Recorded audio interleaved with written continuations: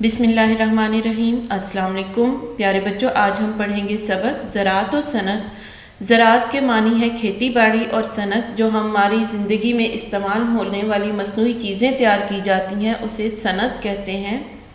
اور کسی بھی ملک کی ترقی کا انحصار انہی دو چیزوں پر ہوتا ہے، زراعت یعنی کھیتی باڑی پر ہوتا ہے اور صنعت پر ہوتا ہے۔ آئیے تو اب سبق کو شروع کرتے ہیں۔ کسی بھی ملک کی ترقی و خوشحالی کا انحصار اس کی زراعت و صنعت سے وابستہ ہے۔ جی پیارے بچوں، انحصار کے معنی ہے دار و مدار، اور وابستہ جڑا ہونا، منسلک ہونا، یعنی کسی بھی ملک کی جو ترقی اور خوشحالی ہے کن دو چیزوں پر سے جڑی ہوئی ہے؟ زراعت سے اور صنعت سے جڑی ہوئی ہے۔ یعنی کسی بھی ملک کی ترقی اور خوشحالی کا انحصار دار و مدار جو ہے وہاں کی زراعت اور صنعت سے منسلک ہے۔ زراعت و صنعت انسانی زندگی کے دو ایسے شعبے ہیں جن کی بدولت زندگی کا نظام قائم ہے۔ جی پیارے بچوں، تو زراعت کے ذریعے سے ہم تک، یعنی زراعت کھیتی باڑی کو کہتے ہیں، تو زراعت کے ذریعے سے ہم تک کھانے پینے کی چیزیں پہنچتی ہیں، اور لباس اور ضروریات زندگی کی باقی تمام چیزیں ہمیں صنعت کے ذریعے سے ملتی ہیں، صنعت کی وجہ سے ملتی ہیں۔ تو ان میں سے اگر ایک چیز بھی نہیں ہوگی تو ہماری زندگی کا جو نظام ہے وہ نہیں چل سکتا۔ پاکستان بھی دنیا کے ان ممالک میں سے ایک ہے جو زرعی اور صنعتی اعتبار سے ترقی کی راہ پر گامزن ہے۔ گامزن کے معنی ہے چلنا۔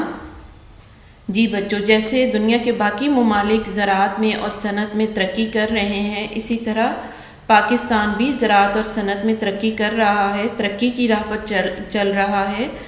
بنیادی طور پر ہمارا ملک ایک زرعی ملک ہے، یعنی یہاں پہ زیادہ تر کیا ہوتی ہے؟ زراعت ہوتی ہے، کھیتی باڑی ہوتی ہے، جو اپنی مختلف فصلوں، پھلوں اور سبزیوں کے حوالے سے دنیا کے اہم زرعی ملکوں میں شمار ہوتا ہے۔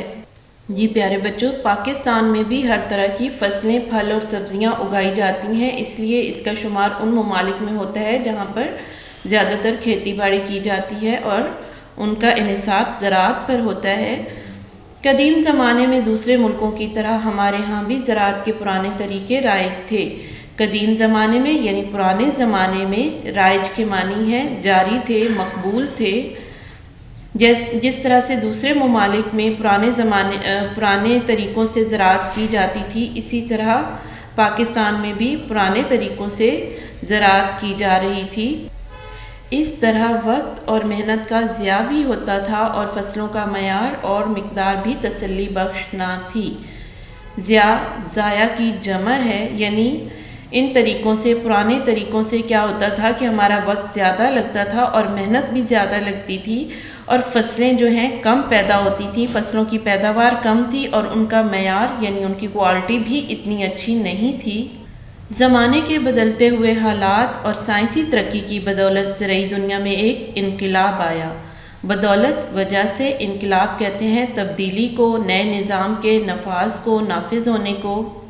جی پیارے بچوں، جیسے جیسے زمانہ بدلتا گیا اور سائنس نے ترقی کی، تو اس سائنسی ترقی کی بدولت یعنی اس کی وجہ سے زراعت میں بھی ترقی ہوئی، زراعت کے طریقوں میں بھی تبدیلی آئی، انقلاب آیا، جس کی وجہ سے کم وقت اور تھوڑی محنت سے زیادہ پیداوار کا تصور سامنے آیا۔ تصور کہتے ہیں خیال کو، یعنی آئیڈیا آیا، یعنی کس طرح سے کم وقت میں تھوڑی محنت کر کے زیادہ پیداوار کو حاصل کیا جائے۔ پیداواری اجناس میں خاصی ترقی دیکھنے میں آئی۔ اجناس جنس کی جمع ہے، اجناس غلے کو کہتے ہیں، جس میں گندم، چاول، مکئی، چنا، باجرہ وغیرہ شامل ہیں، انہیں اجناس کہتے ہیں۔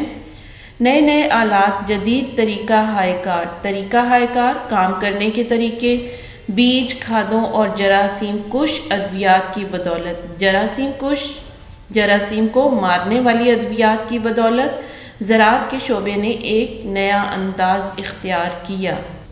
نئے نئے آلات یعنی کھیتی باڑی کرنے کے لیے نئی مشینیں بنائی گئیں اور کام کرنے کے نئے طریقے سامنے آئے۔ نئے طریقے سے بیج تیار کیے گئے، کھادوں اور جراثیم کو مارنے والی ادویات بنائی گئیں، اور ان تمام نئے طریقوں کی وجہ سے زراعت نے بہت ترقی کی۔ اسی طرح سائنسی ترقی کے طفیل کی وجہ سے پانی کی عدم دستیابی، پانی کا میسر نہ ہونا، عدم دستیابی کے معنی ہے پانی کا میسر نہ ہونا کا مسئلہ بھی کافی حد تک حل ہو گیا۔ مثلا ابتدا میں کسان صرف بارش کے پانی پر انحصار کرتے تھے، یعنی ان کا جو فصلوں کا دار و مدار تھا وہ صرف بارش پر ہوتا تھا، بارش کے پانی پر ہوتا تھا۔ لیکن آج نہری نظام، ٹیوب ویل اور کاریز وغیرہ کی وجہ سے پانی کی عدم دستیابی کا مسئلہ نہیں رہی۔ کاریز کہتے ہیں زمین دوز نالیوں کو، جو پانی کے لیے زمین دوز نالیاں بنائی جاتی ہیں، تو نہری نظام قائم کیا گیا، ٹیوب ویل بنائے گئے، زمین دوز نالیاں بنائی گئی تاکہ ہر جگہ پہ پانی پہنچ سکے اور فصلوں کو پانی دیا جا سکے۔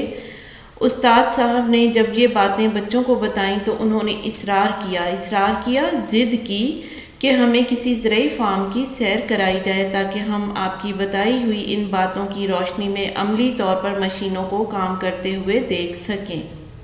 جی بچوں، جب بچوں نے یہ باتیں استاد صاحب سے سنی تو انہوں نے کیا ضد کی کہ انہیں بھی کسی زرعی فارم کی، جہاں پہ کھیتی باڑی کی جاتی ہے، اس فارم کی سیر کروائی جائے تاکہ وہ زراعت کے لیے، کھیتی باڑی کے لیے استعمال ہونے والی ان نئی مشینوں کو دیکھ سکیں۔ بچوں کے شوق کو دیکھتے ہوئے استاد محترم نے ہیڈ ماسٹر صاحب سے اجازت لی اور شاداب زرعی فارم کے مینیجر کو خط لکھا۔ خط میں اس خواہش کا اظہار کیا کہ ہم آپ کے زرعی فارم کے مطالعاتی دورے پر آنا چاہتے ہیں۔ مطالعاتی دورے کے معنی ہے تحقیقی دورہ۔ بچوں، سبق ابھی ہمارا مکمل نہیں ہوا ہے، سبق کا بقیہ حصہ ہم اگلے لیکچر میں پڑھیں گے۔ آج کا لیکچر ہمارا یہیں پہ ختم ہوتا ہے۔ اللہ حافظ۔